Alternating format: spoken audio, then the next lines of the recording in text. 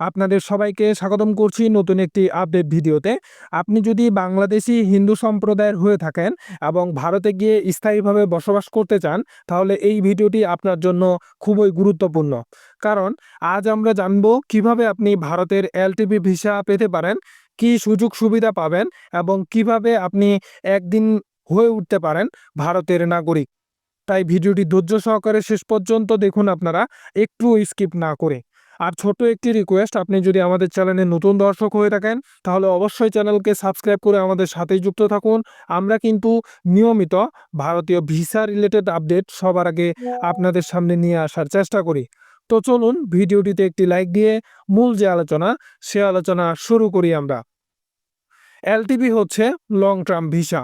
এটি ভারত সরকার দেয় সেই সব বাংলাদেশি হিন্দু, শিখ, জৈন, বৌদ্ধ, পারসি ও খ্রিস্টানদের যারা ধর্মীয় নিপীড়নের কারণে ভারত এসেছে। এই ভিসা সাধারণত দেওয়া হয় 5 বছরের জন্য এবং পরবর্তীতে বাড়ানো যায়। এটি দিয়ে আপনি শুধু ভারতে থাকতে পারবেন না, বরং পড়াশোনা, চিকিৎসা, ব্যবসা এই সব করতে পারবেন। আপনি যদি বাংলাদেশি হিন্দু হন, ভারতের সীমান্তবর্তী রাজ্যে এসে থাকেন, যেমন পশ্চিমবঙ্গ, আসাম, ত্রিপুরা, তাহলে আপনি আবেদন করতে পারবেন। আপনার উপর বা আপনার পরিবারের উপর ধর্মীয় অত্যাচার যদি হয়ে থাকে, তাহলে আপনি আবেদন করতে পারবেন। আপনার কাছে ভারতীয় আত্মীয় বা ভারতীয় পরিচয় আছে, তাহলে আপনি এলটিপি ভিসায় আবেদন করতে পারবেন। এলটিপি ভিসার আবেদন করার জন্য আপনার দরকার হবে পাসপোর্ট, ভারতের প্রবেশের বৈধ প্রমাণ অর্থাৎ এন্ট্রি স্ট্যাম্প, তারপর হচ্ছে নিজের বা পরিবারের ওপর নির্যাতনের প্রমাণ বা হলফনামা, আপনার বর্তমান ঠিকানার প্রমাণ, ফটো ও ফর্ম।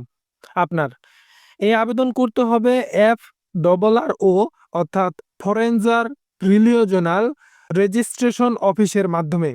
অনলাইনে আবেদন করার জন্য আপনাকে ভিজিট করতে হবে indianfrro.gov.in এই ওয়েবসাইটে। এলটিপি ভিসা নিয়ে আপনি পাবেন ভারতের বৈধভাবে বসবাসের সুযোগ, স্কুল কলেজে ভর্তির সুযোগ আপনার সন্তানকে, চাকরি বা ব্যবসার লাইসেন্সের সুযোগ পাবেন, ব্যাংক অ্যাকাউন্ট খোলার সুযোগ পাবেন, নাগরিকত্বের জন্য পরবর্তীতে আবেদন করার সুযোগ থাকবে আপনার। এছাড়া অনেক রাজ্যে রেশন কার্ড, ভোটার আইডি, এমনকি আধার কার্ড পাওয়ার সুযোগ আছে। 2019 সালে পাশ হওয়া CAA অর্থাৎ সিটিজেনশিপ অ্যামেন্ডমেন্ট অ্যাক্ট অনুযায়ী যারা 2014 সালের 31শে ডিসেম্বরের আগে ভারতে এসেছে এবং ধর্মীয় সংখ্যালঘু যেমন হিন্দু, তারা 5 বছর পর নাগরিকত্বের জন্য আবেদন করতে পারবেন। অর্থাৎ আপনি যদি এখনই এলটিপি পান, তাহলে কয়েক বছরের মধ্যেই আপনি ভারতের পূর্ণ নাগরিক হয়ে যেতে পারেন। এই সুযোগটা নিঃসন্দেহে অনেক বড়, কিন্তু আবেদন করার সময় সব তথ্য সঠিকভাবে দিন। ভুল তথ্য দিলে আবেদন আপনার বাতিল হয়ে যেতে পারে। আপনার আশেপাশে যারা এই সুযোগের উপযুক্ত, তাদের সাথেও এই ভিডিওটি কিন্তু শেয়ার করে দিন। আপনারা জানেন যে বাংলাদেশ এবং ভারতের সম্পর্ক দীর্ঘদিনের। গত বছর সরকার পরিবর্তন হওয়ার কারণে কিন্তু ভারত সরকার বাংলাদেশিদের জন্য সকল ভিসাই বন্ধ করে দেয়।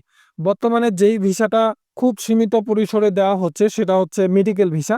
তারপরেও কিন্তু সেটা অনেক শর্ত এবং খুব কঠিন পর্যায়ের মধ্য দিয়ে এই ভিসাটা পাওয়া হচ্ছে। এবং যেই ভিসাটা সবথেকে মানুষের কাছে গ্রহণযোগ্য এবং মানুষ যেটার জন্য অধীর আগ্রহে অপেক্ষা করে আছে, সেটা হচ্ছে ভারতীয় ট্যুরিস্ট ভিসা। এবং এই ট্যুরিস্ট ভিসা কবে চালু করবে ভারতীয় হাই কমিশন, সেটা কিন্তু এখনো স্পষ্ট নয়। তাই আপনি যদি ভারতে যেতে চান এবং আপনার যদি ভারতে কোনো নাগরিকত্ব বা কোনো নাগরিকের সাথে আপনার কোনো ধরনের সম্বন্ধ থেকে থাকে, তাহলে কিন্তু আপনি সেই সুযোগে ভারতীয় এলটিপি ভিসার জন্য আবেদন করতে পারবেন এবং সেখানে 5-6 বছর অবস্থান করে সেখানকার নাগরিকত্বের জন্য আবেদন করতে পারবেন। এছাড়াও আপনি যদি বাংলাদেশ থেকে কোনো ধরনের নির্যাতনের শিকার হয়ে থাকেন, তাহলেও কিন্তু আপনি এলটিপি ভিসার জন্য আবেদন করতে পারবেন। তো আজকের এই ভিডিওতে আমি শুধু আপনাদের জানিয়ে দিলাম যে এলটিপি ভিসার মাধ্যমে আপনি কিভাবে ভারতীয় নাগরিকত্ব পেতে পারেন, ভারতে দীর্ঘ সময় যাবৎ কিভাবে বসবাস করতে পারবেন এবং কোন কোন কাগজপত্রগুলো লাগবে, কি কি শর্ত রয়েছে এই ভিসায় আবেদন করার জন্য। এই ভিডিও সম্পর্কে আপনার যদি আরও কোনো ধরনের জিজ্ঞাসা থেকে থাকে, তাহলে অবশ্যই কমেন্ট বক্সে কমেন্ট করবেন, আমি উত্তর দেওয়ার চেষ্টা করব। ততক্ষণ পর্যন্ত আপনারা সকলেই ভালো থাকুন, সুস্থ থাকুন। আল্লাহ হাফেজ।